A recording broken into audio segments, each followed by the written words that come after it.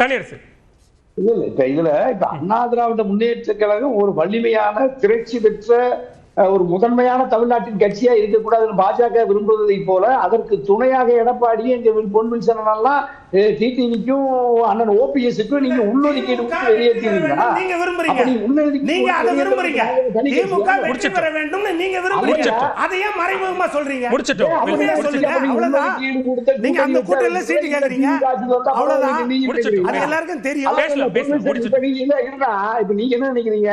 நான் திமுக ஆட்சிக்கு வரக்கூடாதுங்கிறதுனால நான் உங்களுக்கு உள்ளொதுக்கீடு தர்றேன், நீங்க உள்ளொதுக்கீட்டுக்குள்ள வந்தா வாங்க, கட்சிக்குள்ள வரக்கூடாதுன்னு சொன்னா நீங்க எப்படி கட்சிக்குள்ள வரக்கூடாது சொல்றீங்க? எதிர்த்து நிக்கணும், அது மூலமா திமுக வரணும்.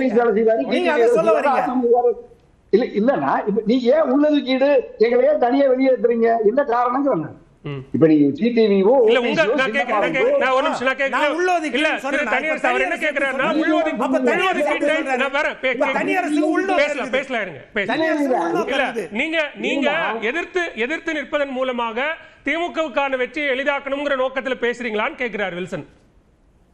ஆமா ஏன் பாலகல்யா, இப்ப நம்ம திமுகவின் வெற்றிக்கு இலகுவாக்கி விடக்கூடாதுங்கிறதுனாலதான் அண்ணன் ஓபிஎஸ்ஓ சின்னமாவோ டிடிவியோ மீண்டும் புரட்சி தலைவர் அம்மாவின் அரசு வர வேண்டும் என்பதற்காக, புரட்சி தலைவருடைய ஆட்சி வர வேண்டும் என்பதற்காக நாம் ஒன்றுபட்டு அவரு தாயின் குழந்தையா களத்துக்கு நிற்போம், எடப்பாடியே ஒண்ணு சேருவோம் வாங்கன்னு கூப்பிடுற மதுரை மாநாட்டுக்கு.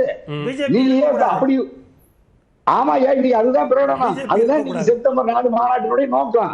நீங்க அதுக்கு தயாராக உங்க எடப்பாடி கிட்ட சொல்லுங்க. அதை விட்டுட்டு நீங்க பாஜக டெல்லிக்காரர்கிட்ட மொத்த சீட்டை கொடுத்துருவீங்களா? நாங்க போய் டிடிவியும் சின்னமாவும் ஓபிஎஸ் சீட்டு ஒரு 2 சீட்டு 5 சீட்டு 4 சீட்டை வாங்கிட்டு நாங்க ஏதாவது போய் நின்றுட்டு வரணும்னா அது என்ன கட்சி நடத்துறீங்க?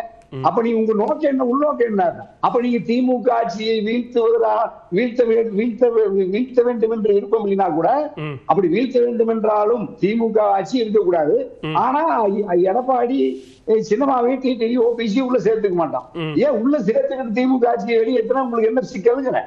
அப்ப திராவிட முன்னேற்ற கழகத்து ஆட்சியில் இருந்தாலும் பரவாயில்ல, ஓபிஎஸ் டிடிவி சின்னமா உள்ள வரக்கூடாதுன்னு நினைச்சீங்கன்னா நீங்க எப்படி அண்ணா திராவிட முன்னேற்ற கழகத்தின் பொதுச் செயலாளரா இருப்பீங்க? இதுதான் நாட்டு மக்கள் கேட்கிற கேள்வி, 2 கோடி தொண்டர்கள் கேட்கிற கேள்வி. ஆக நீங்க பாஜகவின் உள்ளொதுக்கீட்டு கொள்கைகளை வெளியேற்றாம நீங்க அதிமுகவுல சேர்த்துக்கிட்டு ரட்டளையில நிக்கிறதுக்கு நாம கலந்து பேசி சீட்டை பகிர்ந்துக்குவோம், இதுதான் நல்ல திட்டம். ஆகவே எடப்பாடியா இந்த விவாதத்துக்கு உங்களுக்கு பேசுவோம். திருப்பிரியன் இங்க ஒரு பக்கம் நானும் அதிமுகவுல எங்க அம்மா புரட்சி தலைவர் அம்மா இரட்டை இலை சின்னத்துல 10 வருஷம் சட்டமன்ற உறுப்பினர். தமிழ்நாட்டினுடைய வாக்காளர் பெருமக்களினுடைய மனம் கவர்ந்தவங்க நாங்க.